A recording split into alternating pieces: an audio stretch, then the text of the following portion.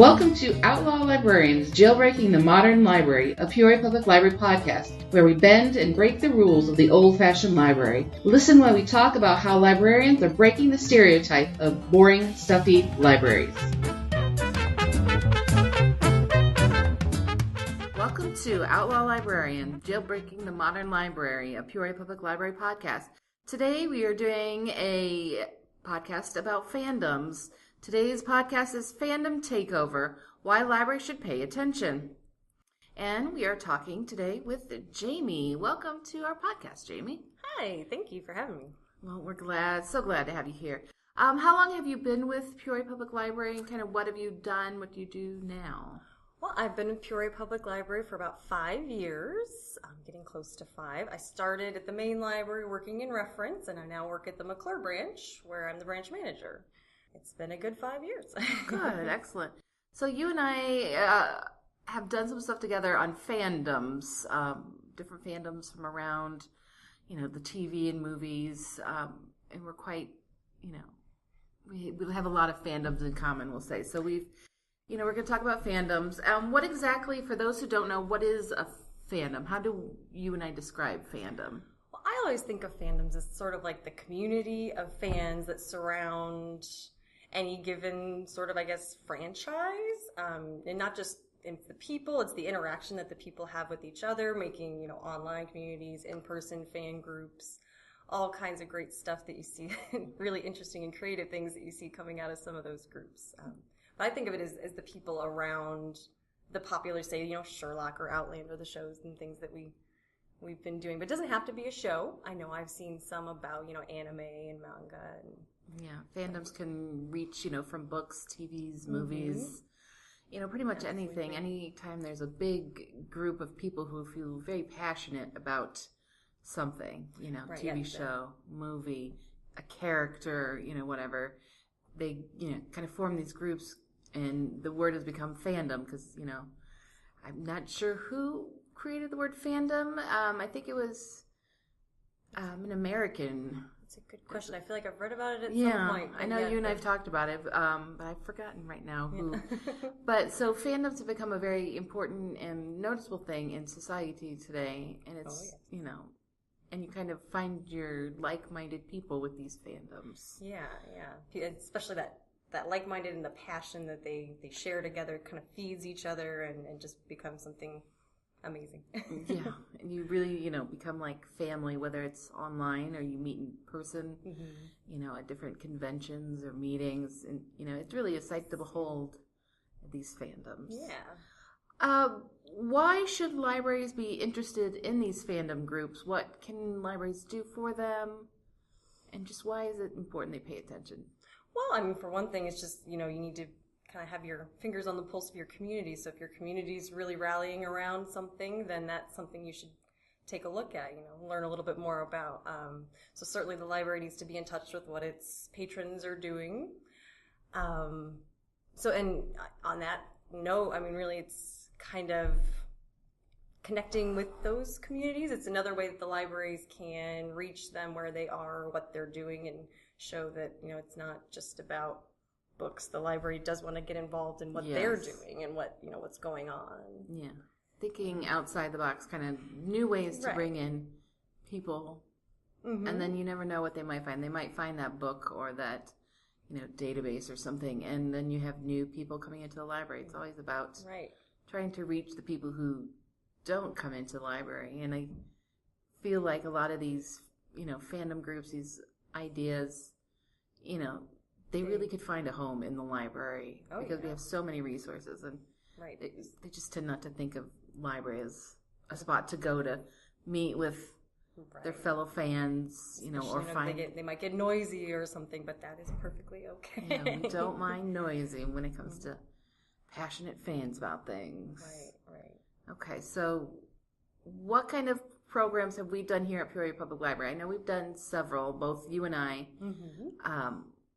Can you talk about a few of them? Sure, there's all kinds. Well, the first one that I think of is the Downton Abbey program, even though neither of us had anything to do with that directly, but it's kind of the first one that came about since I started the library here. That was a pretty big thing. So it was kind of neat to see it grow and everything, and then and to not really have to be directing that growth. But yep, so we had a Downton Abbey program where they brought in the author of The World of Downton Abbey, Jessica Fellows. She's the niece of Julian Fellows, who helped write the show. So they had the author come in, they had staff in costume and all sorts of foods. I mean, it was supposed to be like a night for the people to kind of live in that era and learn about that era, and it's really, really neat. Yeah. And in addition to Downton Abbey, of course, there are several that you've done. We did the one together about Sherlock. Yeah, the show Sherlock. The BBC Sherlock with Benedict Cumberbatch. Yes, great show. And that was a lot of fun. We had some interesting speakers and. Yeah, we kind of formed it as like a party. So we had a speaker come, but then we had games, we had a photo booth, crafts. All kinds. That was a lot of fun. Yeah, that was fun. And I myself have done several. I did a Doctor Who one, and that one was very well attended. It was kind of, based like just a mini con in my mind, the various booths. We had our local Central Illinois Doctor Who fan club come with a lot of their memorabilia and their stuff. We had working Dalekses, which, they took over the library and people loved it. We had an art contest. We had cosplay contest. And it was, it was a lot of fun to do that one, because when we do big programs like this, it's always something we find that we have a passion for. And so it's fun to, express your passion in a program for work and to see it, play out as you want. I also did a big one for the Outlander book series and Stars TV. We had bagpipers, we had tea and shortbread, we had crafts, we had dancers, we had a speaker, and that was another really fun one that people, are still asking about if we're going to do, another one, which is always a good thing to hear. Like when people go, oh, are you going to do it again? When are you going to do it again? It makes you feel like you're on the right track of what kind of things you're doing and what people want. And so it's very nice, and it's exciting to do it for work. You get to, do what you love. Definitely a great point to make, that it's something that you're passionate about too. So you kind of you feel more connected, I guess, with what you're doing. If you're really having fun and if it's something that you love in your personal life. Personally I love Sherlock, the BBC Sherlock, so that was a lot of fun to kind of bring that out and meet other people who also really enjoy Sherlock, and I still meet those people for different things. Now there's a Sherlock story group at the library. That was really cool. The speaker, Brad Kiefhofer, he's a local blogger, among other things, of course, about Sherlock. So he got in touch a couple of months ago to start this group. It's just fun to kind of see how those different things come out of an event like that. Yeah. Those were all a lot of fun. A couple months ago, you and I worked with our local university, Bradley University, and their Ollie program.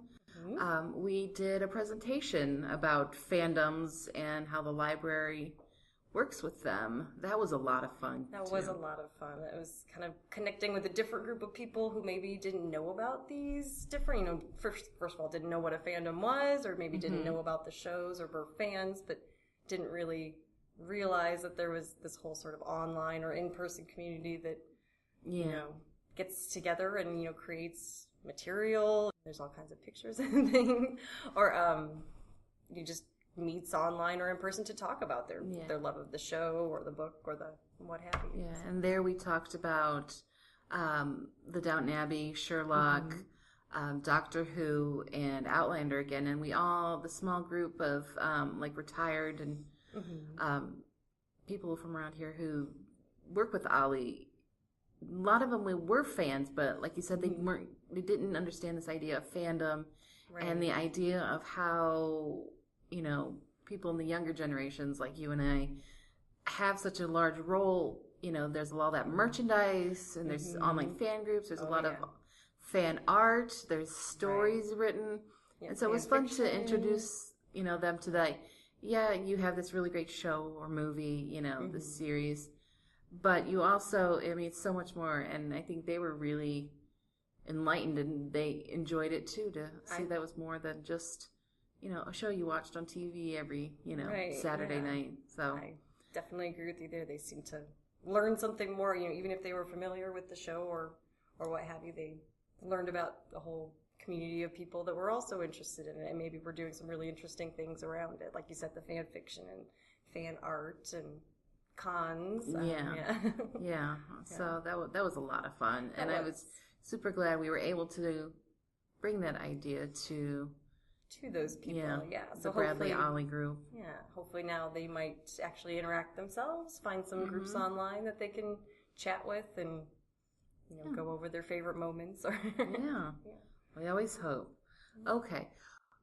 If you had any budget, what kind of dream fandom program would you do? Would you go like a specific one like Sherlock, or would you try to incorporate many, or like what would you... That is a great question. It would be nice if we could incorporate multiple, maybe like related sort of fandoms to get people talking about, maybe similarities and differences, get different groups together to meet and see what sort of things they have in common. So I guess I would say, something more like I'm very interested in the con idea of having a lot of different things going on in a big space. Well, that's become a thing that's happening around libraries, these mini cons, these mini conventions where there's not just one fandom, one show, it's multiples, you have speakers and panels, because, it's hard to go to the big cons around the nation. I mean, it's expensive. A lot of people can't afford, tickets, plane tickets, the travel and the stay. And so libraries are trying to pick that up because it is such an untapped resource that, and fans are really appreciating when there's local things going on. Yeah. At these little mini cons. And just because you're not at the big official ones doesn't mean the fans are any less passionate or there's less quality, stuff going on. So I guess I would say a big con, maybe not tied to a certain exact, like I said, fandom, maybe try to incorporate several. It'd be nice if we could bring in like an author or an artist or somebody. Certainly if we're looking at like graphic novel type area, bringing in some of the, maybe even like local artists who do their own graphic novels and like, to raise that sort of awareness. And maybe that should be our next project together. Next some year. Sort of big this library would be perfect for it because there's so many different little rooms we could designate certain levels to certain sort of things. I think we've got the wheels turning in both of our heads. This might be dangerous, so keep your eye on our calendar, fans. You never know. Okay, well I think that's it for today. I got one last question. What are you reading right now? Right now, I am reading a couple of different things. Before the Fall by Noah Hawley. It's an interesting book about a plane crash and kind of, all the different waves that it makes in the lives of the survivors and the society around them because there were some pretty high-level executives on the plane. And it's a really interesting book, and I'm excited to get to the end of that one. And then I'm also reading A Borrowed Man by Gene Wolfe. He's actually a local science fiction author, and the Science Fiction and Fantasy Book Club is reading that for April. I have 1 week to finish it. You can do it. I think so. All right. Well, thank you, Jamie, for talking to us about fandoms and why libraries need to pay attention to them. Thanks for listening with us today, guys. Hope you enjoyed it, and we'll see you next time. Bye. Thanks for listening to us here on Outlaw Librarians, Jailbreaking the Modern Library, a Peoria Public Library podcast. We strive to break the rules and laws of the old silent libraries and make them fun and exciting again. We hope you enjoyed listening and learning about the new noisy rules of libraries. You're a daisy!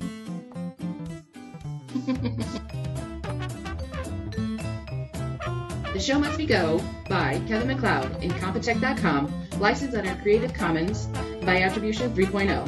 Website http://creativecommons.org/licenses/by/3.0/